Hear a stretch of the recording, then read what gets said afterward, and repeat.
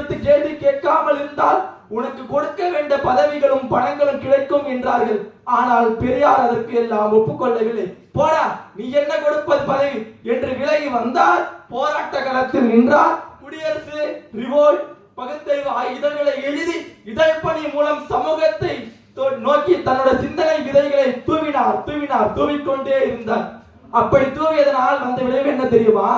நீதி கட்சி என்ன, மதராசு மாகாணத்தின் ஆட்சி பொறுப்பேற்ற நீதி கட்சியின் தலைமை பதவி யாரை தேடி வந்தது? காங்கிரசின் உறுப்பினர்களை தேடி வந்ததா? கிடையாது. பதவி உதறி தள்ளி வந்து நியாயத்துக்காக நின்றவன் கையில் தான் பதவி தேடி வந்தது. அவர்தான் நீதி கட்சியை திராவிட கழகமாக மாற்றி அமைத்தார். நன்றாக கவனித்துக் கொள்ளுங்கள் தோழர்களே. 94 வயது வரை வாழ்ந்து உழைத்து மறைந்த பகலவன் அவர். கேட்டுக்கொள்ளுங்கள், உயிரோடு தான் இருக்கிறார். பதவி வரப்போகிறது. ஆனால் பதவிக்காக இவர் செல்லவில்லை. எனக்கு தேவை என்ன தெரியுமா? திராவிட நாடு கோரிக்கை. அப்பொழுதே பெரியார் சொன்னார், இந்தியாவுக்கு சுதந்திரம் வருவதெல்லாம் எனக்கு ஒப்பவில்லை.